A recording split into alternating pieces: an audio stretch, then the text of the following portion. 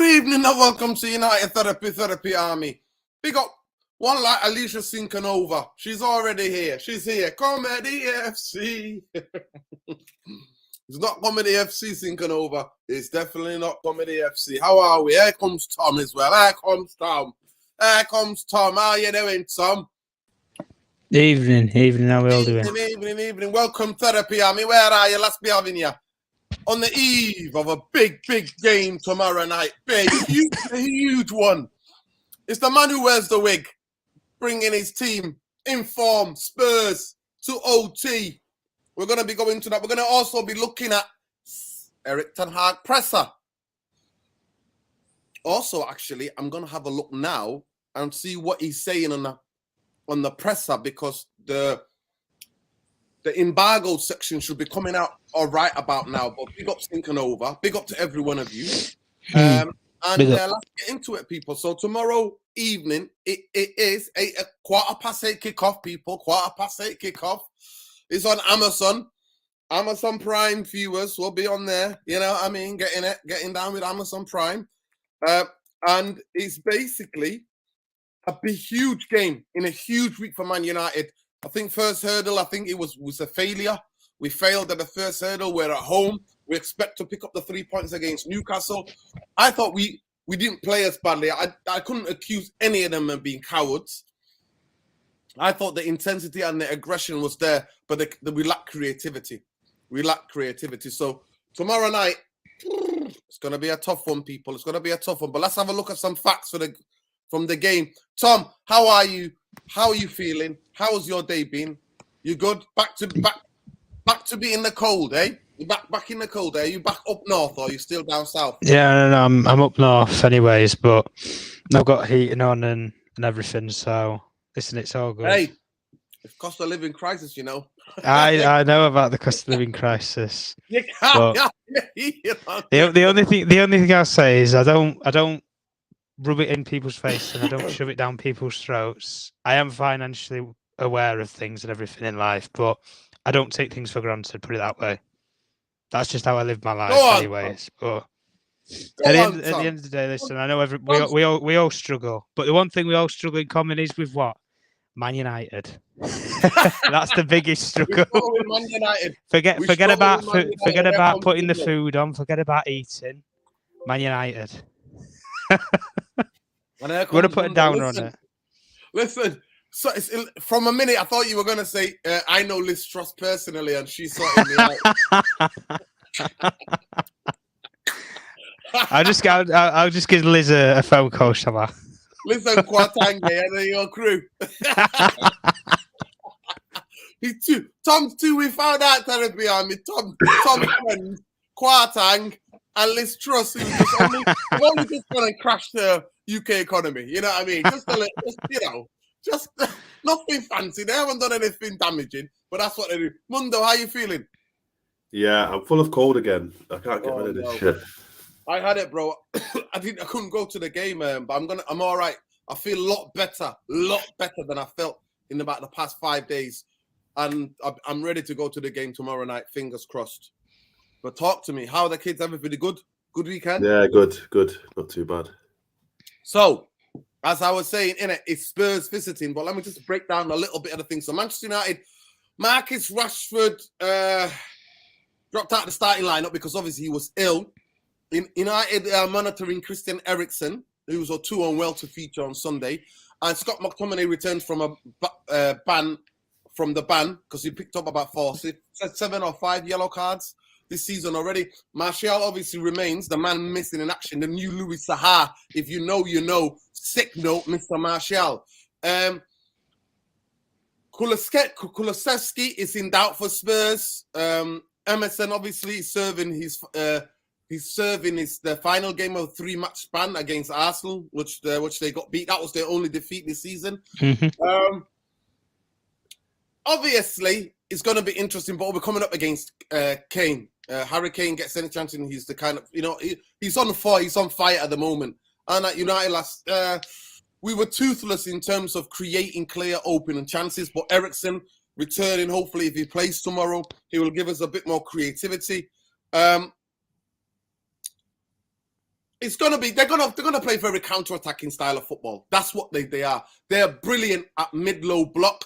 They're more of a mid-low block against lower teams. They're more of a lower block. The mid block against the lower teams, low block against the big teams. They do pass out and they play out from the back. They're dominant in the way they attack. Mainly is through the left-hand side with a combination of Son, the wing-back, and the midfielder. Højbjerg is, for me, playing the best football I've ever seen him play. So it's going to be a very, very interesting game. So we are vying to win our 4th consecutive Premier League game against Spurs. Beat the last achieved. The last time we beat them 4 times was 2010. Spurs have lost 38 Premier League matches versus United, more than any other opponent. So Man United have won unrivaled 72 Premier League games, league games on Wednesday. So it will be, if we win, it'll be 72 Premier League games won on a Wednesday night, on a Wednesday. So United are winless in each of their last 6 league fixtures played at October. We always draw 2. We drawn 4 and lost 2. Ronaldo has scored each of the 7 most recent appearances against Spurs. He has 8 Premier League goals against Spurs. He's the joint best record against that side. Marcus Rashford is 2 goals away, shy of 100 in all competition for Man United. Tottenham are vying to win their 5th consecutive victory in the league and cup, which would equal their longest winning streak under Antonio Conte. Spurs have total 23 points from 10 games. It's their highest at this stage of the league season since 1963. So this is in the 60s where they used to win league titles. This month, 3-1 defeat to Arsenal. It's Tottenham's only loss in their past 16 league games. They've won 11, drawn 4. They've scored 35 goals in those matches, conceded 12 goals, and kept keeping 8 clean sheets. Conte has lost all 3 of his away matches against Man United. Against no side has the Italian lost more away fixtures in his managerial career. So Kane is the 4th player to have scored 30 Premier League goals with league penalties, with his conversion rate of 80.2%, superior to the 3 other players who passed the milestone: Alan Shearer, Frank Lampard, and Steven Gerrard. So there's just a bit of match facts, people. So it is going to be a tough game. It's a big game tomorrow. It's not going to be an easy game for Man United to win. Please smash a like on the video. There's nearly 70 of you in here. Smash a like, subscribe if you're not already subscribed, and like and share the video. Right. I'll come to you first, Mundo. I've only watched Spurs play because they bore me, because they remind me of Jose Mourinho team, yeah? I don't watch them that much. I know they've got the best, and that's saying a lot, the best strike partnership in the Premier League history. So when they get chances, they're usually devastating. How much are you worried about them getting the first goal tomorrow? And if they do, it's good night Vienna for us. It's a possibility, just because, well, it depends on who plays tomorrow in the midfield for Man United, I think. I think that's key. Because McTominay is available now. So does he put McTominay in over Casemiro? Not sure. Eriksen is key for us. The game against Newcastle, you could see where we missed Eriksen big time. Those quick, incisive passes that you need, you know, when teams are playing low block, which Tottenham will play tomorrow. So they're always a threat on the counter-attack. My concern is, you've just mentioned that they attack down the left predominantly. I think Dalot's been terrible for the last 2 or 3 games. I don't think he's performed well at all. So that's my concern, really, that if they get down that left-hand side, we're in trouble. But do I fear Tottenham? Not really. I don't fear them. I don't think that I know that they're capable of getting on the counter-attack, but their style of football doesn't frighten me. Like, I don't imagine they're going to play very much differently than Newcastle played at the weekend. And we coped with that well. I know Kane's on fire, and Son as well. But Kulusevski, if he was playing, I'd have more concerns because he's quite creative. But with those two up front, I'm gutted that Emerson Royale isn't playing because he's a liability, and that would have been nice to kind of even out our right back liability with their right back liability. But yeah, so where would the game be won? I think midfield is critical tomorrow. Absolutely critical. Benzema, Hobiet's playing the best football of his career, and Bentancur. Those three played fantastic the other day against Everton. I thought they were brilliant. And Højbjerg is, I think his offensive side of the game is underrated. Like his passing is quite on point sometimes, and when you play counter attack, sometimes you just need that quick, sharp pass, and he's got that in his locker. So, it's going to be interesting. They can sucker punch us tomorrow. You know, if we play like we did against Newcastle, which was very frustrating, not being able to break them down. Unlike Newcastle, they have the ability to get you on the counter and sucker punch you. So they could easily score tomorrow. It's going to be, it'll be low scoring. And if they score first, then we're up against it because then it plays directly into their hands.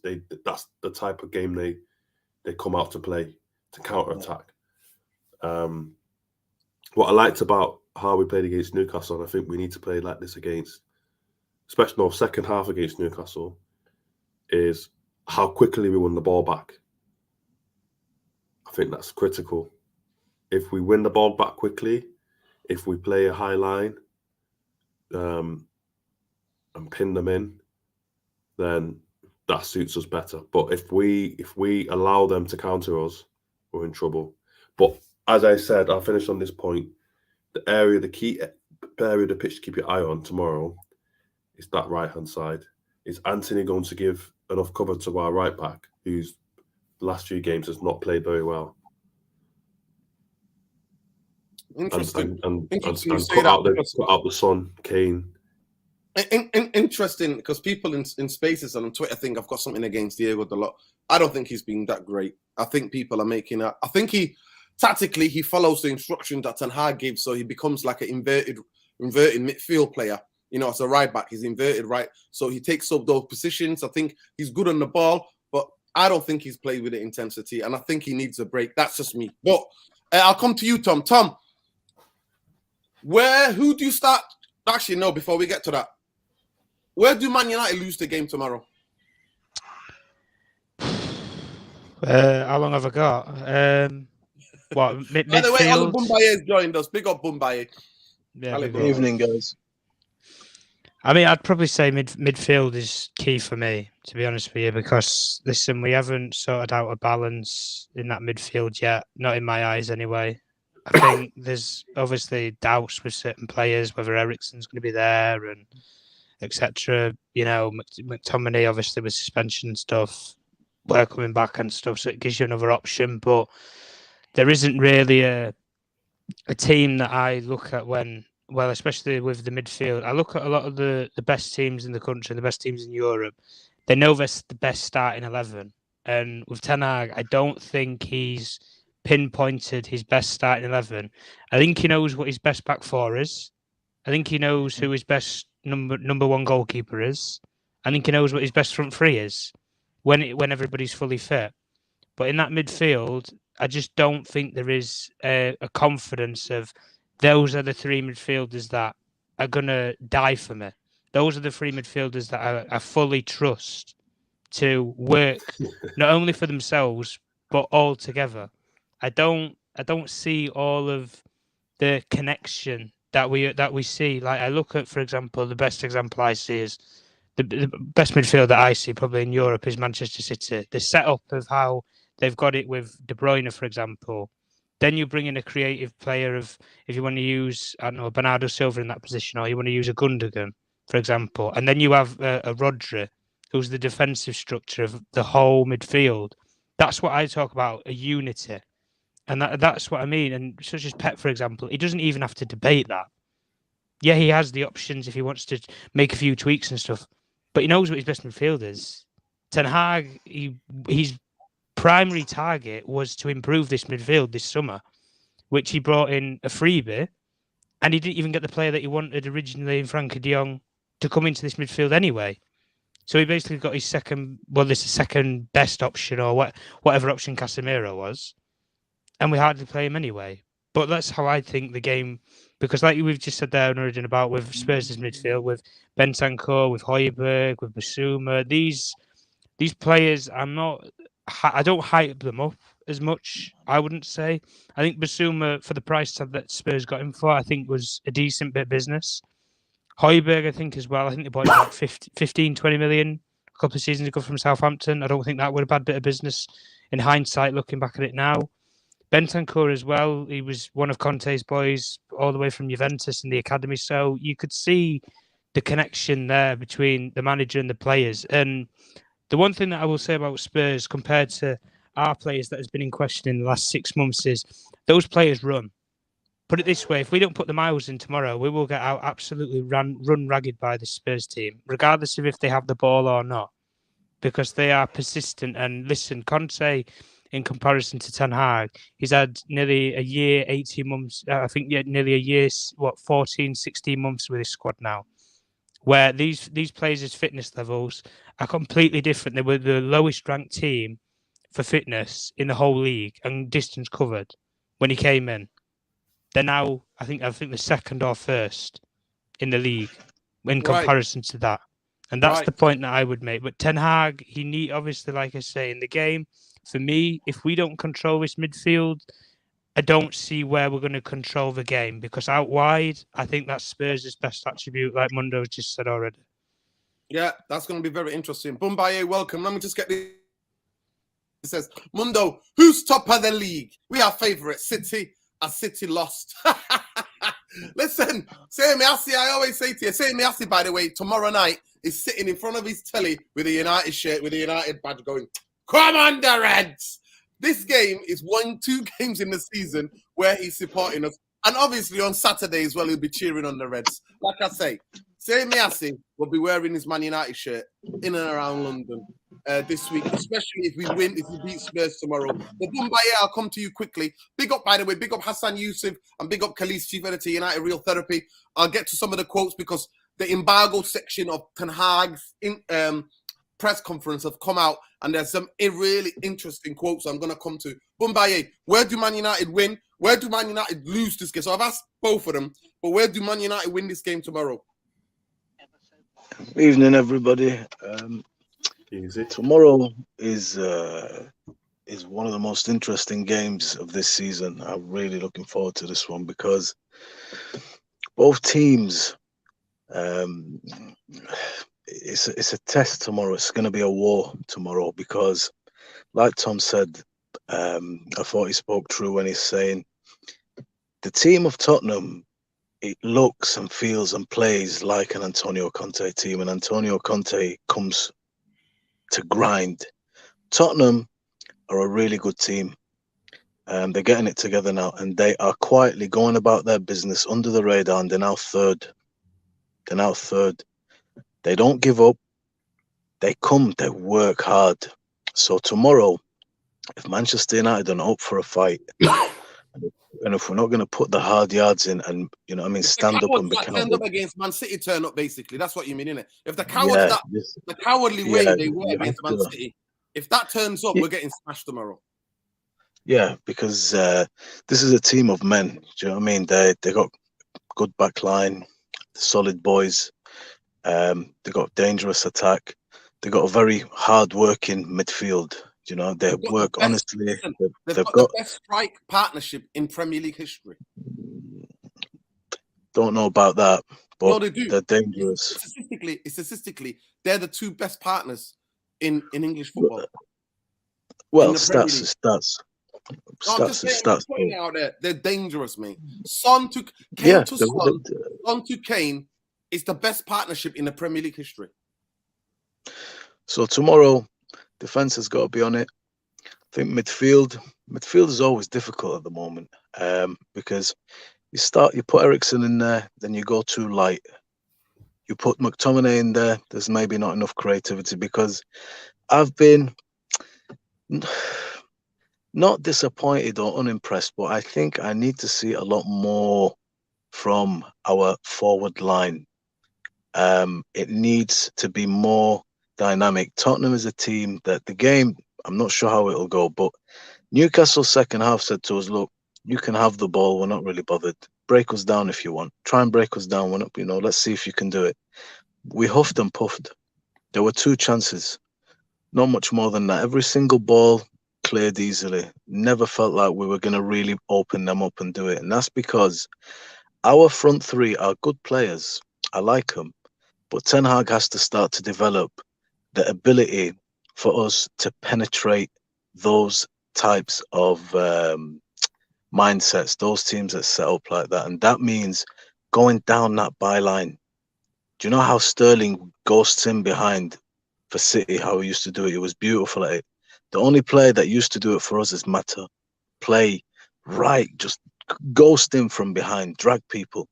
All we're doing really is just banging balls into Ronaldo.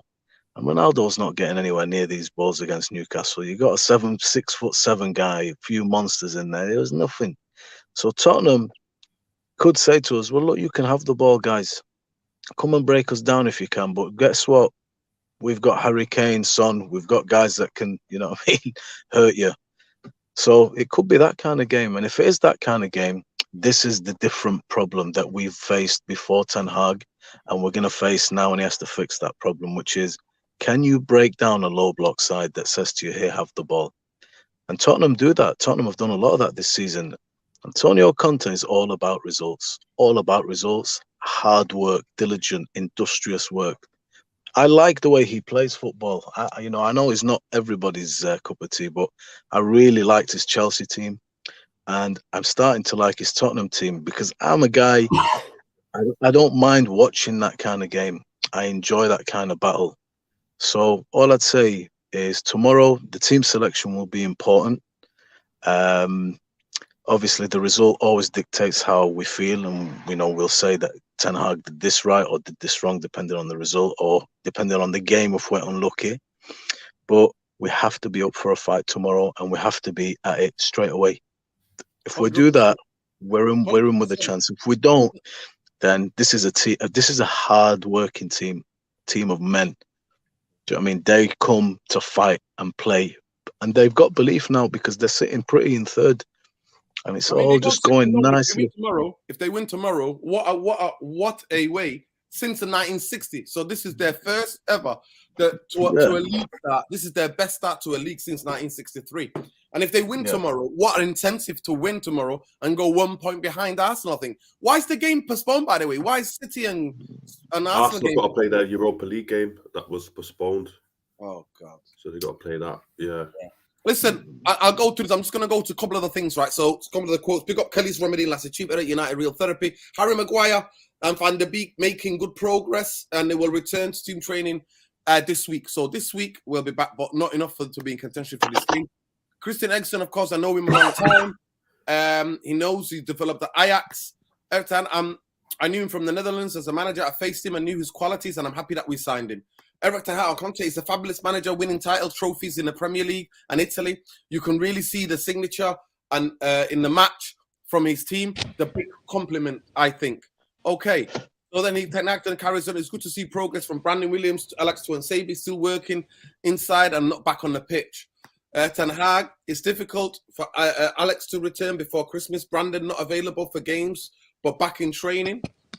Cristiano reaction to being substituted. I think no player is happy when they get off, and especially not Ronaldo. As long as he's quiet as long as it is in a quiet and a normal way, no problem with that. Okay, Marcus Rashford, yeah, he could score his 100th goal. He should have had it. To be fair, he should have had it against bloody Everton when I was there in that stadium. Goodness and Pat. Eric, at the start of the season, we tried to plan for an overall of players, and you can see around many clubs, now many injuries are coming. You can't avoid that. It's tough. Football injuries will come. Okay. So it carries on. It's like many games in long season and huge problem with players that don't get a break this summer. Huge overload. They can't recover. Tenhag, you have to manage that and protect players not only from injury but keep them in the right form. I don't know about that. You have to rotate. You need a squad to keep everyone fresh and avoid big injuries as many as we can to get them in the right shape and keep them in the right form. Well, we've not been doing that really. We've been playing mainly with a team. He's obviously after Brentford, he changed it. But is there any more quotes, Erik ten Hag, on having a new contract in the moment we think about performing? Oh, it's a new contract for him. Oh, no. By the way, big up MJ. So MJ always throws in one, innit? I think the fans finally understand our level. We struggle with our Eriksen.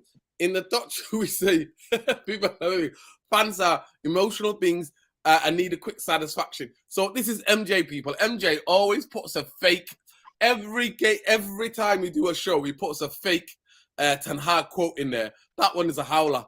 By the way, good try, Michael. Good try. Ten Hag about Ten Hag on giving out new contracts. In this moment, we only think about performing. We have a lot of games, so I do not want to get interfered by the talks. Ten Hag, we have to focus on football performance, not negotiating. That's what proper teams do. You see, finally, to get a fucking manager who does that, who's not bowing down to Glazonomics bullshit. Ten Hag on David De Gea, saying we didn't make a decision on him. I can say I'm really happy with David De Gea as the keeper. The FA, this is the most ridiculous, by the way. I'll quickly, guys, because I really want to get into the team we select because I think that's what's going to be the most interesting thing for you guys tonight for us to predict is the team that what we feel that Erik ten Hag should play tomorrow. But the idea that on that game on that Saturday, it looks like Trippier took the free kick, or was it the other guy, the guy who got injured? One of the, I think they might be the French guy, whoever it is, you know, he's French or something. He took the free kick. And then Ronaldo waited, and then you see Nick Pope standing there. Ronaldo goes around and puts the ball. Now the FA are charging Man United players for basically saying he took the free kick and you blew the whistle. If you listen to some of the video clips, Matt, you can hear him blowing the whistle, right? And I've also seen some video on social media today. Was it today? That when he came off the pitch and the fans were having a go at him, he winked at the fans. This is the referee. He's fucking taking the piss. I'm telling you. For all of the things that Fergie used to do, put referees under pressure, they're all paying us back behind now. It's like all referees have retired. They're all ringing whoever referees our game and telling them, listen, make sure you don't give anything to Man United. All in all, in that game, there should have been 3 penalties. I know he exaggerates it. That the Trippier one was a penalty. The Sancho, other than that, he exaggerated it. It's still a penalty because Longstaff didn't get the ball, and then there could be a penalty as well. Even though I don't think that Wilson was not going to get to the ball because Martinez was in. But that is ridiculous. So quickly, I'll go to you, Tom. What do you think about Man United being charged for players literally just pointing out to the referee? They already took the free kick and you blew the whistle. Well, this is the problem, isn't it, with the physics of football, and this is where VAR doesn't have the authority supposedly doesn't have the authority to make that decision because it's the referee's call. The ruling of VAR was it was brought in to help clarify for a referee and to ensure the fairness of the game. That was the quote that the Premier League executive came out with when they introduced VAR. But when you bring into VAR into the equation, it was supposed to let the game flow freely. It was supposed to give the officials the benefit of the doubt if they make a mistake and give them a second opinion and second charge of choice. We're not seeing this at the moment. We are not seeing this. But listen, we go every single week, and it doesn't even have to be the Man United game. It can be any game of the weekend. I don't see the clarity of it because there is no consistency. We know right from wrong, regardless of our biasness or anything. I think all of the decisions that at the weekend in the Newcastle game that should have been penalties should all have been given for us and against us. I think all of them should have been given if we're being fair. I think with the Ronaldo thing, the ball's been taken. But the only thing that the referee holds on to is his arm's still up in the officiation. Therefore, if his arm is still up, the game is not continuing. Regardless if he blows the whistle or not, until his arm drops, the players aren't supposed to kick off.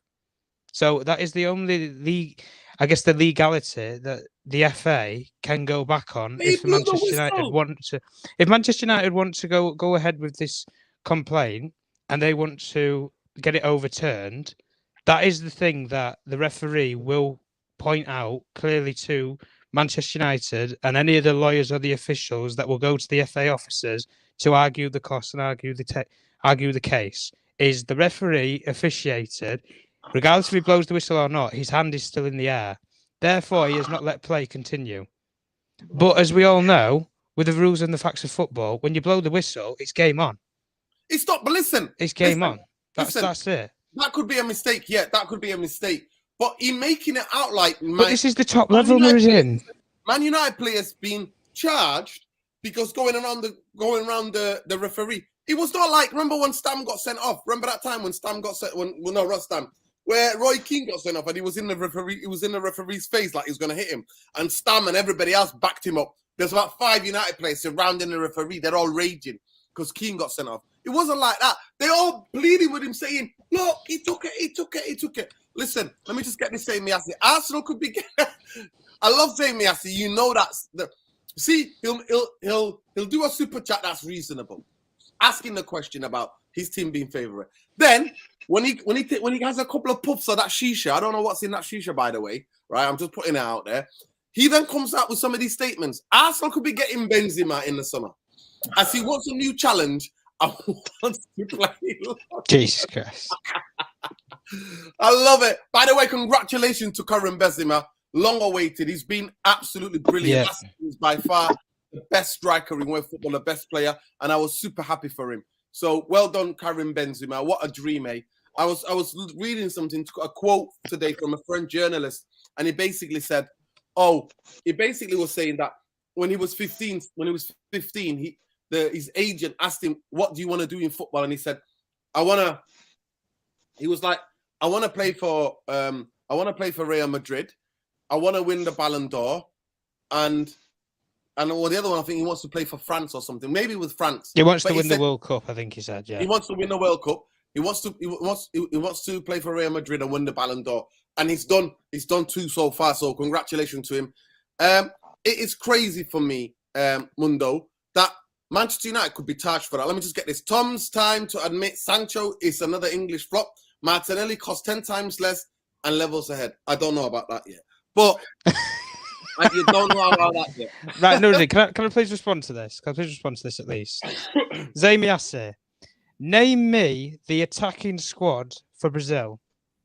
Please name me it. And name me any of your Brazilians that made that Brazilian squad for the last international games.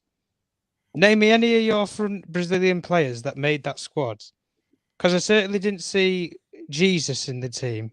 I certainly didn't see Mr. Gabriel Martinelli in the team. And yes, you can say what you want about Jadon Sancho's not in the team. What's that down to? Southgate bias and Southgate tax. That's all that's down to me. Listen, you can't ball with the ballers in Brazil. That's all I'll say. There we go. Go ahead, Bumbaye. Do you think Man United have got something to answer for of this FA charge? Because they said to the guy, he took the free kick. He gave the free kick. The ball was standstill. I think the defender plays it back to Nick Pope. Man United fans, and also the players go crazy. Ronaldo scores. Obviously, he's got his hand up, and that's a technicality that Tom points out. But the whistle was heard. I don't know if it came from the crowd, but if you watch that video again, whistle is heard.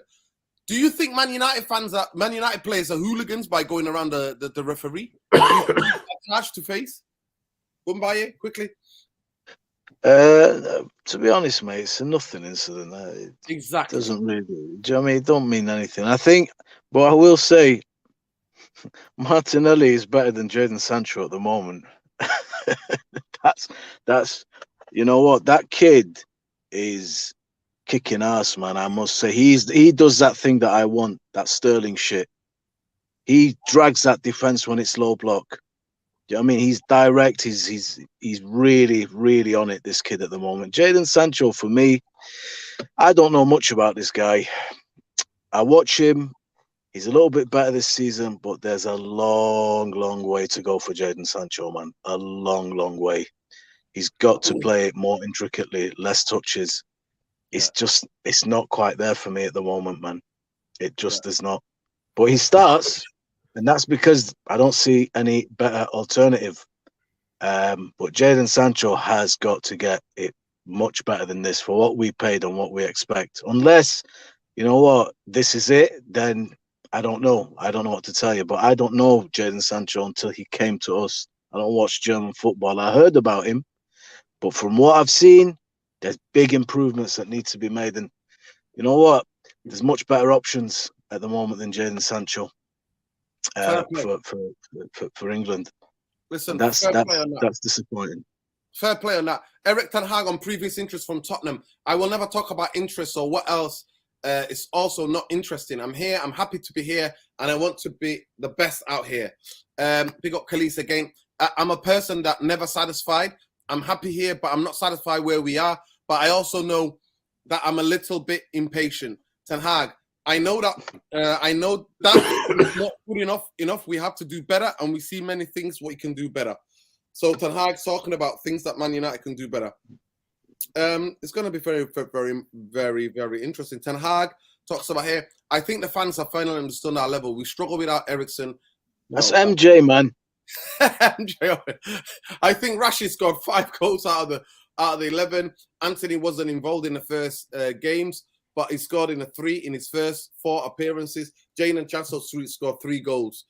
Cristiano Ronaldo has scored 2 goals. Martial, don't forget him. He has scored also 3 goals. So he's talking about the goals that these guys have. Ten Hag, I can see the fact that he can produce more goals and assists, but I think he's often is in the line of the goal. Who's he talking about? Oh, Bruno Fernandes. Okay, Bruno Fernandes needs to add to Man UFC goals. Yeah, but I think Bruno is playing really good this season. Wow. I thought that was his best game, by the way, yesterday, because he didn't give the ball away on Sunday. Sorry, he didn't give the ball away a lot. And he won a lot of tackles. He won the ball back. Lamunda was saying we won a lot of the 50-50 in the second half. Glenn Johnson, I don't know where he was on. Glenn Johnson says, I think there'll be many England fans out here hoping Harry Maguire. Wow, I don't think there will be many England fans out here helping Harry Maguire side. I think that kind of have to take him. All right.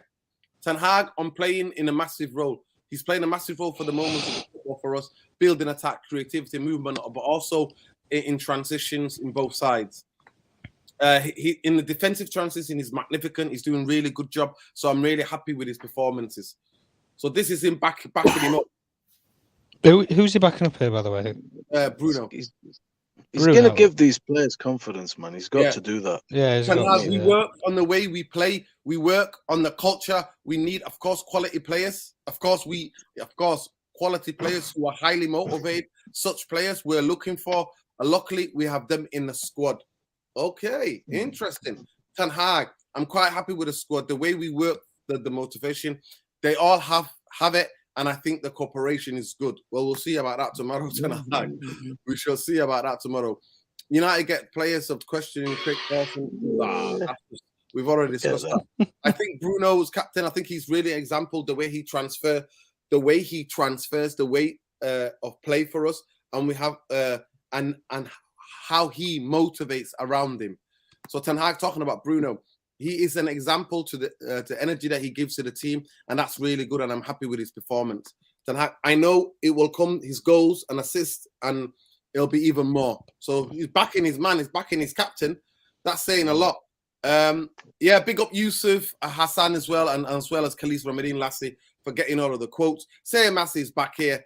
No, this is the wrong one. Say Massey is coming back. More Shisha talk here. Tom, it's time to admit Sancho is another English. You've read that one. You've read that one. Okay. Got another one. Fred plays for Brazil. That's some Brazil. Fair play. I'll give you that. I'll give you that, Zayn. I'll give you that. Fair play. He got us with that one. Fair play, Sabiassi. Whatever you're smoking, you're quick on that one. Fred plays for Brazil. That sums up Brazil. Actually, he plays really well for Brazil. If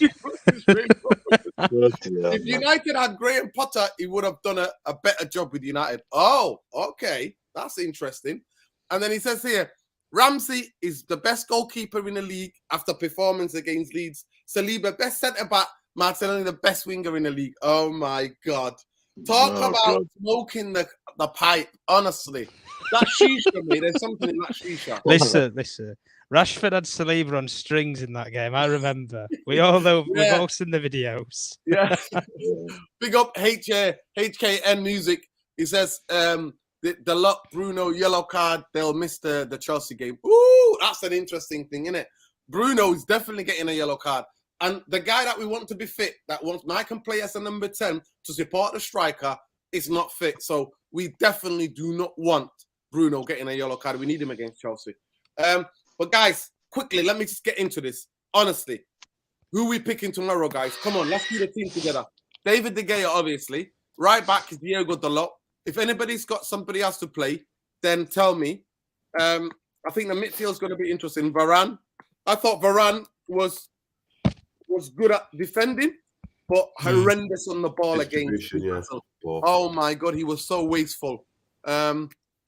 He's never really been good on the ball. He was so wasteful, honestly.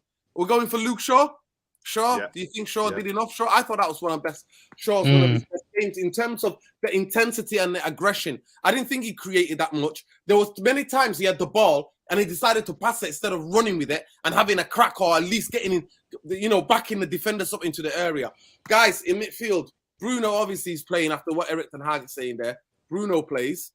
Casemiro, does Casemiro play for you or do you bring Scott McTominay? No, Casemiro starts and plays. Casemiro, Would you put Eriksen in or do you put Scott in? This is the thing. This is it, guys. Who do we play?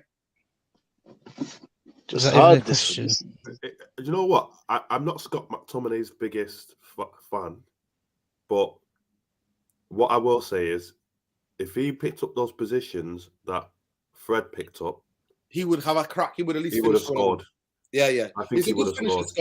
Listen, Scott McTominay has been played as a holding player. He's never in his life been a holding player. Manchester United and deluded Ole Gunnar Solskjaer used him there because to cover the fucking Glazers' inadequacy of buying a holding midfield player. Matic was the guy. We didn't buy anybody else. But Scott McTominay is a box-to-box number 8. He is a box-to-box number 8. He's not a holding midfield player. And we saw it against Omnia. He scored, and that was a brilliant finish in a tight space. He took one touch, bam, banged it. So if Eriksen is ill, it's not 100%. Should we risk him or do we go with McTominay? Fred is 4th choice, 5th choice. I'd rather that Steve McLaren laced his boots up and played ahead of Fred at the moment. We already know Anthony's going to play because he's the only right winger, right? Now, this is where it gets tricky for me. I wouldn't play Ronaldo tomorrow. I agree. I would not play Ronaldo. I would play Rashford, even though they were playing against a low block. I think Rashford can move some of these people around. And then I would play Sancho. I would give Sancho another go because he looked a lot better. After being dropped for 2 games, he was dropped in it. He was dropped for the Everton game. He came back. And it's going to be interesting. That's the team that I would go with. Who would you go with, Bumbaye? Who would you change? To be honest with you, the two difficulties are always, we don't know how this game is going to pan out. Do you go with Eriksen or do you go with Scott McTominay? This is one difficulty. And then the second one is, who do you start up top? I mean, Anthony, yes. I think Rashford is playing so much better than he has been before. The enthusiasm is back, the smile is back. He's not back, but he's coming back. Is Martial injured? Yeah, of course. Yeah, always injured, that guy. Of course. It's just difficult to keep going. Listen, he's the new Louis Saha, mate. Sick note. Do you know what? I would. It's difficult, this. You know what? Who's on the bench that can actually come on and change your game? Who do you have on the bench? Like, let's say the game is going a certain way. You need to bring somebody on to make a real impact in this game. if you start with Ronaldo, then that gives you Sancho or Rashford to come on and do an impact. If you don't start Ronaldo, then Ronaldo is that impact. That's something that's going to be important in this game. It's going to be a war of attrition, this game, I think. It's really going to be a difficult game. You know, it's going to have wear and tear on the bodies of the players, this game, properly. You know, it's so you got to think about that as well. You know, Eriksen. If he's only trained today, yeah, then that makes it easy that makes the decision for us, which is good. Then you probably think Scott, but do I start Ronnie? If it's a low block, I'm not seeing Ronnie against Newcastle. Okay, it was really difficult. Ronnie was just dwarfed. I didn't see anything really from Ronnie. It was just pretty static. The movement wasn't there that, you know, you'd expect from Ronnie. And the substitution was right. You know, you just have to accept Ronaldo. He's not going to be happy when he's going off. And it is a bit of a diss to a guy with that profile. But I don't know, man. The problem with Ronnie up front against the low block is he doesn't move the defenders up. You have to, if they're going to play a back five, you've got to move them around. Do you know what it is though, Procky? Let's say they go with the low block. We are not able to simply just penetrate that low block. So what we end up doing is putting balls Who's the headerer apart from Ronnie? Okay. This is my issue. I'll give you this. Listen, let me give you some interesting stats. Manchester United have put in the least crosses, and they've put in the shittest crosses in the big games in the league by absolute mile. We're not set up. Really cool. Really shit. The tactic is, and we've had two good solid training sessions, right? Yesterday and today, right? Sorry, was nearly 12 now. But if you had a good training session on Tuesday and Wednesday and tomorrow, we have one tomorrow as well, right? Wednesday, we have a really good training session where we worked on a tactic.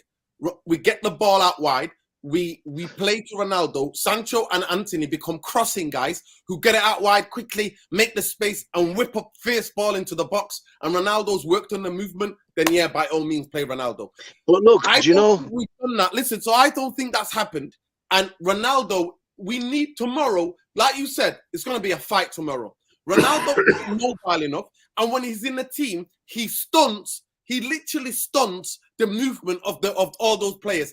And if you look at the Newcastle game, Anthony at times was guilty trying to pass to Ronaldo, other than passing to Bruno or Sancho. Sancho is guilty of either giving it to the edge of the area to Bruno or switching the play to Anthony, giving it to try to pass to Ronaldo.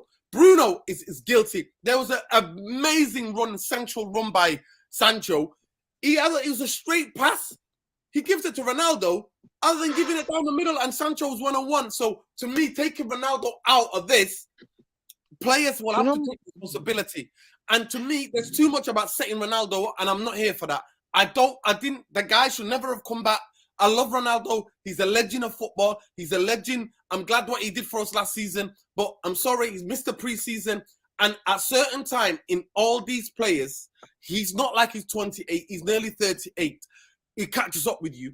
And of course. He looks 2 yards off the pace, even in the dynamics. I thought he had a really good game against Everton. I don't think he can play 2 games in a row, by the way. But that's just me, right? From what I watched him last season, where at times, because you guys watch it mainly on television, and I've been in that stadium, I only missed 2 home games last season. There's times when he was walking around. Times when he's effing walking around and he's falling over. And me and Saeed are not coming out and saying, did you see Ronaldo falling over? Nobody's near him because he was fatigued. He got injured. He had a hip flexor, came back, he looked fresh, and then he banged in goals. So for me, missing the preseason has cost him. Him not being here mentally, when you want to go, you're not here mentally, regardless how much professional you are. You can have all the muscles and all the six-pack you want, but you're not instinctively, you haven't got that. And the way that Tenhag wants to play, he's still not fully integrated into this. So for me, Rashford can't hold up the ball, but Rashford can do something. He can worry them. At times where Spurs have the ball, if Manchester United win the ball back on a transition, like Mundo said that we did against Newcastle, you could set, we got Sancho's not too slow, Anthony's not slow, and then somebody punch that ball into the space, and their back three are not fast, Mundo. They're not speed lightning fast. Somebody can target those on the pace, on the transition, and that's what I'm hoping for tomorrow. I agree with you. If we're struggling in a game, and then we play, and the tactic is Bruno to go out wide, Casemiro maybe or McTominay to go out wide, and start bombing balls into the box for Ronaldo, that might be for him to come and make impact in the game. But I will not start him tomorrow. I just don't. I just see the team looking totally different front-wise when Ronaldo's not in the team. The problem with Ronaldo against the back three is, you just hit the nail on the head, is that he lacks the movement. He's not going to trouble those three defenders. He didn't trouble, like Newcastle played. Burns played as a left back, but he kind of dropped into a three when they were in possession. And who else did he have in their defence? Sven Botman. And who was that guy, bro? Dan Burn is 6'7". Yeah, Fabian Schär. But the thing is that they're 6'7" and immobile defenders, and they only looked troubled when Rashford came on. Yeah, our two best chances came when Rashford came on the pitch. Up until that point, Ronaldo was meat and drink for them, because Ronaldo's not making runs. Let me just get this super chat, Mundo. Big up, saying I said Ronaldo hat trick against that scum. But I hope Chelsea stuff you. You're supporting Chelsea more than you. You're supporting your London rivals more than supporting Man United. Wow, saying Miasi, that's a wild one. That's a wild one. You're supporting Chelsea. Chelsea and Arsenal don't like each other, mate. They've got your striker. Enthusiasm is not a positive or something to be proud of. Rashford is being paid 10 million a year. Wow. How much were your guys getting paid? How much did Aubameyang get paid? When he was doing Rashford, when Arteta had him playing the left back. But go ahead, Mundo. Yeah, so I was saying, with Ronaldo, because he's not making runs in terms of his movement. The only way that we can feed the ball to him, it seems, is if we just try and cross the ball. But when you've got 6'7" giants, that tactic doesn't work. So and you've got two completely different type of wingers. You've got Sancho, who he's never going to cross the ball in the box. He likes to play in tight spaces. He likes to get to the byline and cut it back. He's actually got a good word. Mundo, honestly, when he wants to, he can cross the ball really well. Honestly. I'm sure he can, but again, you're relying on your fullbacks to overlap, and we didn't see a lot of that against Newcastle, right? To create the space for him to get the ball in the box. Just letting you know it's coming. We're working on it. It's coming. And then Anthony again, he likes to come back in on his left foot and get the ball in the box. He whips it in, but that's meat and drink to Tottenham. You know, I'm not sure if you saw their stats on in terms of, but I think they're one of the best teams, like on set pieces, both defensively and offensively. So that tactic of getting the ball into the box to Ronaldo is not going to work. You need to disrupt them. You need chaos. You need players that are interchanging. So that's why I would go with Rashford, just to run at them, and at least even if he doesn't. If nothing else, he just tires them out. So when Ronaldo does come on, then it's easier for him to get into the game. Yeah. Let me just read this out and I'll come to you, Bumbaye, because I'd love to know what your take is. How easy have you forgotten the main problem setback Ronaldo's going through is losing his child? You say he wants to leave and everything. Yes, he did, but his brain's not there as he's lost his child. Yeah, and we sympathize, bro. We sympathize. 100% we sympathize. You know what I mean? And I don't have any children. Mundo has, and the idea of losing a child is, I'm an uncle to a lot of. I've got my siblings. I've got kids. Majority of my siblings have got kids, and I got a lot of siblings. And the idea of them ever losing their children is it's a mad one. So I agree. But what do you think tomorrow? Who would you start? Who do you start, Bumbaye? You have to say who you start. You have to stick with the decision. Ronaldo, if he's lost a child. And he doesn't want to play, he doesn't have to play. He's desperate to play. Sometimes playing is the only solace to get away from what you're going through. Me, I believe because of how thin we are, we're scratching and scraping around the barrel. We need to get ourselves a proper striker like Haaland is going to be City's main guy, not a real guy that you can rely on. That's a given. And this is a problem for us now. If you leave Ronaldo out, khalas, Ronnie is the mentality of Ronaldo is the way it is. If you leave him out, he's not going to be happy. And if you bring him on and we're getting battered, it's bullshit. If you start him and then you sub him, he's not going to be happy. Khalas, you have to just accept that and deal with it. I believe Ronaldo will feature. He has to feature at some point. Whether he's coming on because you need to change it, whether he's coming on because you need a goal, tomorrow's game is going to be a rough ride. Do you know what I mean? So if you start him, you win and you lose. Maybe he might do good, but at least then you have somebody that is youthful, dynamic, dangerous in Sancho or Rashford to come on. Even Elanga, I don't know why we're discounting him. This boy is maybe not quite as quality as these, but he's lively. He plays with courage. He's not afraid. I thought he would listen. I thought in that before he got taken off, I thought he was brilliant against Liverpool. I thought he was brilliant and unlucky. Yeah, so I don't know why this guy is discounted. He's earned, he's here on merit. This kid last season he was really good, so he's still indefinitely the fray for me. We talk as if we don't fancy him. I fancy him still.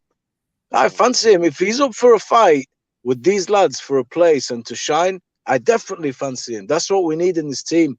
Luke Shaw, a little fire lit under his ass. Now, with the start of the season, he's never going to see left back again. Now we're picking him over Malacia again after two decent games. Malacia not quite up there, and Luke Shaw's shining. But this is what we're going to need. This is what City have. That's real competition. That's healthy competition. That's what you need, bro. Me tomorrow. It's very hard to see how this game goes because I'm not quite sure what we are going to offer. I'm pretty sure what they're going to offer. And what they offer and what they decide will also be directed by what we're offering. If they just go low block, then okay, fine. If they want to play a little bit and push up a little bit because they see that they can against us, and that's a different kind of problem. And that can happen. It's not just going to be Conte. Listen, I just want tomorrow for people to take shots. I want people to take shots outside the area. I don't want people try to walk it in and get in the box. No, crack it. If you can get in the box, yes, but crack it. I just want to say Ronaldo lost his son months ago. Let's not use that necessarily. Listen, the thing about it, Georgia, be that grief comes at you in strange ways, bro. I don't know if you've ever lost anybody, but grief is an absolute horrible thing. And it comes in you with different ways. So you're never going to know, regardless. There's no time scale on grief for me. Obviously, as time goes on, it gets easier. But it comes at you at different stages, especially if you're.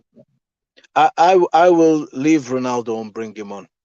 Yeah, okay. Yeah. I agree. Do you know what I mean? I will leave Ronaldo, and if needs be, I will bring him on. But if it's going hunky dory, I won't bring him on. The problem with starting Ronaldo tomorrow is with a team like Tottenham that plays low block. What you don't want is for them to settle into their rhythm, to be able to be comfortable and then settle and grow into the game. You want to be at them from like minute dot. Yeah. We need to start. And that's why I just get rushed. Just even if he runs like a headless chicken, we need just to disrupt them. Just to get the crowd going. Yeah. Get the crowd going. Yeah. Arun Pandey is having one of those nights. I think he might be on the whiskey. I'll start Casemiro, Scott Bruno, and Fred. Fred on the left wing just to back the midfield. No, we can't do that. We can't do that. Big up the mix bag with Naya. CSN needs footballers escape for the loss, but I think it's time to leave in the summer gracefully. Sympathy to him still. Yeah, of course. Anybody who loses a child. Big up, man. Big up. Listen, big up to every one of you. Honestly, genuinely, we've come to it. This is the team. I didn't even share it, but this is the team. So I'll just quickly in the chat, if you guys want to get your if you want to get your predictions for the game tomorrow, that would be really great. And I'll share the team that I've picked because I didn't even share it. I didn't even bloody share it. So we've gone with our back four with Shaw. Our midfield is McTominay, Bruno, and Cass. And our top three is Sancho left, Rashford centre, and Anthony right. Yeah, that's what we've gone for. Yeah. Mundo, you into that, or we changing? I'll go with that. And no way do we think that I'll be picking Scott McTominay over Eriksen. But if you're ill, I don't want him to be a liability. I just don't want him to be a liability. Would you, let's say he was fully fit for this game, would you play Eriksen ahead of Scott? 100%. You would? I would pick Eriksen, yeah. You too, Chris. Deep creativity. We liked his creativity from deep.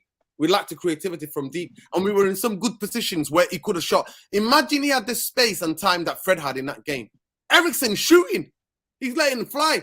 Yeah. I mean, look, it's a trade-off. It's a trade-off, you know. You just have to know your opponent. If you go with Eriksen, we've seen it with Bruno. It's pretty light, man. Exactly. Defensively, it's light. Exactly. But you do get something else. I might have actually dropped Bruno for this game. That's I swear down. I thought about that myself. You know what? That many fans and think put Eriksen in where Bruno is. Yeah, and put McTominay and Casemiro and then Eriksen. Yeah. I thought about that as well, but I don't think the way Tenhag is rolling, he's like from these comments that's even an option. Yeah. But yeah, man.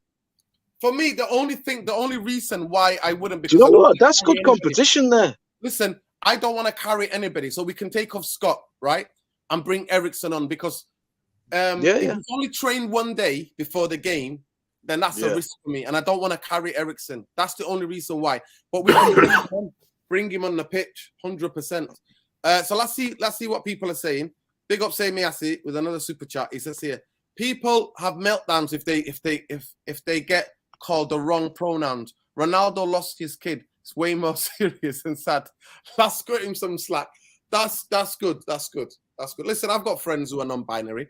I've got friends who are trans, and they don't lose their shit at me. I don't know what's out there with other people, but they just politely remind me. They just politely remind me that they're pronouns. But yeah, no, we got to cut him some slack. Like I said, grief is a horrible thing. So let's get into it, people. Mundo, I'll come to you quickly. I'll come to you quickly, Mundo. What do you think the score is? I'm going to be brave. It might not sound brave, but I'm going to go for United win 2-1. Kumbaye? I'm with Chris 2-1. Wow, you guys are confident. Wow, you guys are confident. You guys are very, very confident. This is Jarvis's team. Casemiro, McTominay, Eriksen, Bruno, Rashford, Anthony. 4-4-2 diamond. It's good, you know, that 4-4-2 diamond. I like that.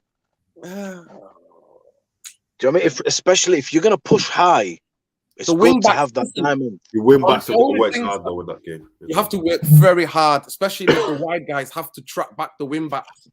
That's what they have to do. Guys, what do you think? What do you think is going to be the score tomorrow? Yeah, man. There we go. Big up, brother. What do you think the score is, people? Listen, we've had 140 of you consistently in here, so please smash a like. 1-1 draw. Splash Things is 1-1 draw. 4-0 Ras Things. 4-0. Wow. What are you on? Dry game. Yamika Things. Dry game. 0-0. Conte can pack it. 2-1. Georgia B's going for. Spines are going to make it extremely boring. Yeah, I understand that. The red OG. 3-1 says Natalie. Emerson Real plays, we win. No, he's not playing, bro. He's not playing. Yeah, I'm gutted about that. It's his last game. It's the last ban. It's his last game. He's back. He's back for them after this game. 3-1. Ayan Ali saying that you're confident. I think he said 3-1. I think you know what? Is that again? I think he's saying to Spurs, man. No, we're getting popped here. We're the home team. Oh, okay. 3-1 to Spurs. Okay. Wow. Okay. 4-1. Jacob saying.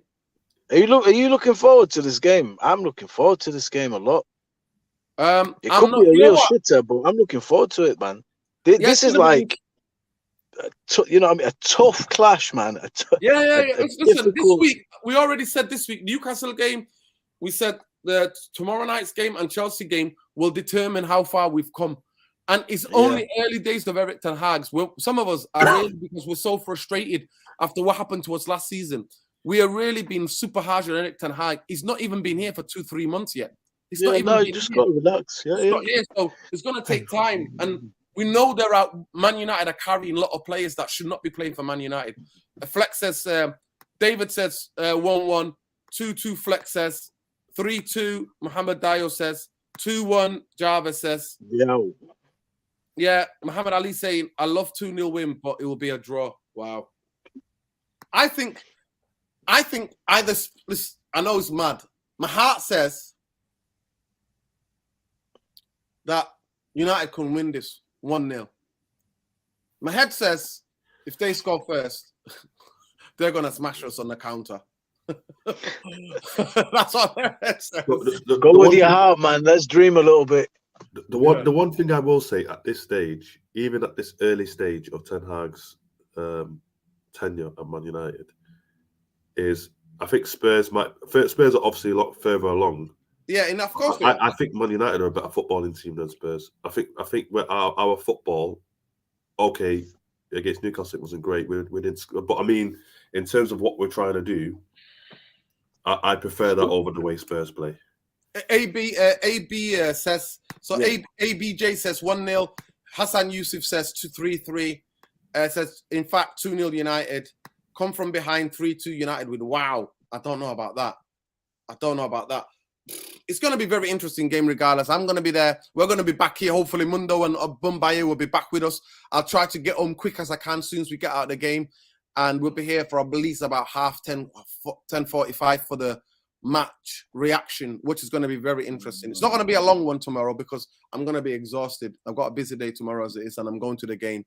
So we're going to more likely just wrap it up in half an hour. It's not going to be that many talking points. I think regardless what happens, Man United have got to go for it. We're at home. We have to go for it. We slipped up against Newcastle. We have to go for it. Listen, if Man United go for it tomorrow and lose, I'll be the first guy to be on that clapping that team. I'll be coming back late because I'll be clapping every one of those players and the manager and the coaching staff of that pitch. That's what I'll be doing. If Man United go for the throat and risk it, that's what Erik Ten Hag has to understand. We're a big club. We're not a small club. We don't mind losing if we risk it. That's what we are. It's the best of Man United. What makes all the fans fall in love with Man United is what? Risk football. That is the reason why we love Man United, because we risk it. You know, fortune favors the brave. Erik Ten Hag, get in with it. Get used to it. Peace, love, light.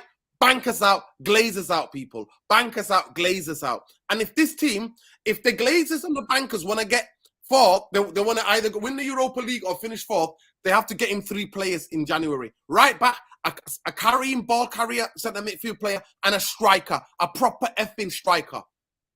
Yeah, big time. Take care. Win, lose or draw, Bankers out, Glazers out. Mundo, you ill?